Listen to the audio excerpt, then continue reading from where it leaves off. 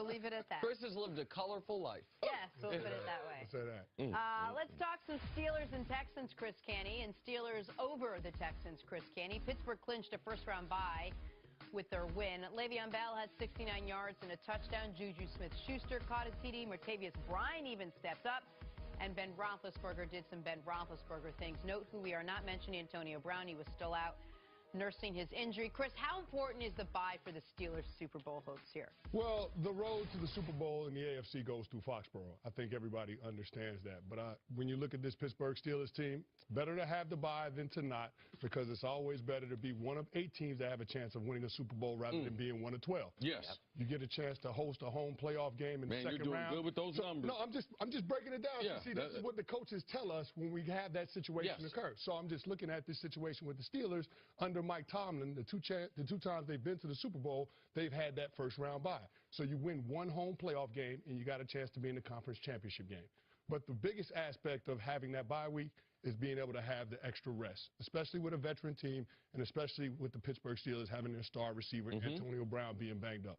You want to give AB every opportunity to get back and to be as close to 100% as possible, because his impact on his team winning, it goes well beyond the 100-plus catches and the 1,500 yards and the 9 touchdowns. All you got to do is rewind 3 weeks ago. You look at the Baltimore Ravens game. He had that 34-yard catch that set up the game-winning field goal. The game before that, the Cincinnati Bengals game, he had that slant in the end zone. Touchdown catch. He took the hit from George Iocca, held on to the football. That was a big play. The week before that, the Green Bay Packers game, where he had the 23-yard catch with the toe drag swag, and then he had the 14-yarder to set up Chris Boswell's field goal. So when you start talking about those catches, all the gaudy statistics, look at his impact on his team winning. It's not hollow stats. It's each of those, until he got hurt, each of those games, the critical play in the game was not made by Cam Hayward on the Steelers defense, was not made by Juju or L. Bell. They were in the 3 straight games, as you mentioned, the critical play was made by Antonio Brown, which is why Chris says,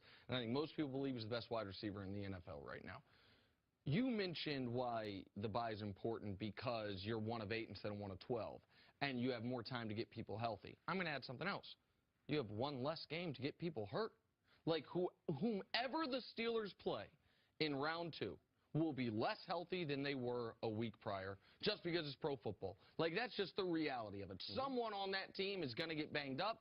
Don't know how important that person will be. Don't know how many guys. But we know in a playoff game, someone's going to get banged up. And they might be playing on 6 days. Oh, that's right. That's the There are going to be 2 teams. You're going to get a short week. So even though you have the bye, there's 2 teams going to be playing on Saturday because they got 2 games on Saturday, 2 games on Sunday. Someone's going to be coming off that Sunday, and another team's had 2 weeks rest. Yeah. And also because the AFC playoff picture is right now undetermined, we know who the 4 division winners are. But Ravens, Titans, Chargers, Bills are still all alive for the postseason. So now those teams aren't guaranteed to win their playoff game, but 2 teams, the 2 wildcard teams, will be playing in, if they win their playoff game, their 4th or 5th straight must-win game just to get in that situation. So you mentioned the Steelers never made the playoffs without a bye. I'm sorry, the Super Bowl without a bye. The Patriots, they've made 7 of them. They've never made the Super Bowl without a bye. The number I bring up all the time is if you have a bye, 40% of teams with a bye make the Super Bowl. 4% of teams without a bye make the Super Bowl. Like, it is the single most valuable thing you can obtain in pro sports is a bye in the NFL playoffs. Also, a little inside information. I've had the bye a few times. The coaches, they don't tell you this, but during that week of practice, you practice a disproportionate amount for the team you think is favored to win. So if Pittsburgh, they're looking at the wild card game. They're looking at Jacksonville, Chiefs, Ravens, Titans. So you take the favorite, whoever they think is going to be favored to win that game, you might play 60-40% of what they do compared to the opposition because you're playing the percentages. You have all this free time. Teams that say, oh, we're working on ourselves right now. That's a flat lie. That's a flat lie, okay? You're working on 2 of these teams. So regardless if it's 60% or 40%, when you start the next week, I already have a head start on who their personnel is, what they're trying to do, and on the worst-case scenario, I got 40% of my game plan already installed, and the guys are familiar with it. So now All I got to do is finish off the rest of the game plan. The guys are a lot healthy, so a lot of the intangibles that go with having the bye, it leads to the numbers that you guys are talking about, and the strategy of preparing the week before for two teams, and one of those teams you're going to prepare a little bit more for, gives you a huge advantage with the bye. And let me just add one more point before you jump in, Jen, about the preparation.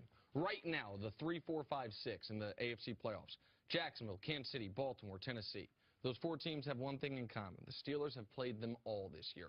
So not only do they have the preparation during the week, but they also have the film from the own time they've played them, the experience having played those teams. So it's not like they could be playing a team for the first time this year. Chris, earlier CC mentioned coming back from a calf injury is not a gimme. It's not like you're going to jump back in and everything's great, especially given the weather. We all just assume that he's going to come back and everything's going to be great, but how much of a disadvantage is this Steelers team if he is A, not 100%, or B, I mean, I don't know, whatever he possibly could be. I mean, we assume he is coming back. Well, nobody can be certain about AB's health. And when you talk about a calf injury, when you relate it to the position that AB plays, it's all about speed. It's all about explosion. So you don't know how that calf is going to react in competitive situations. So I think it drastically changes who the Pittsburgh Steelers are on offense without having him in the lineup. Now, whether AB comes back or not and whether he's healthy or not, I think that offense has to run through Lev Bell. You saw he went over 400 touches yesterday's game against the Houston Texans. But I think it's important. He needs to buy.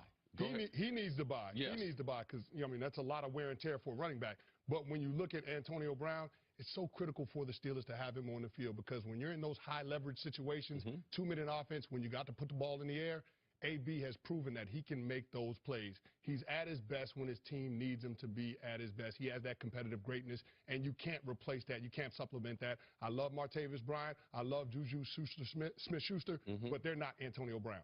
Intangible for a wide receiver. The injuries you worry about the most are the injuries to our lower extremities, that being hip, that being hamstring, that being quad, that being knees, that being calves, or a high ankle sprain.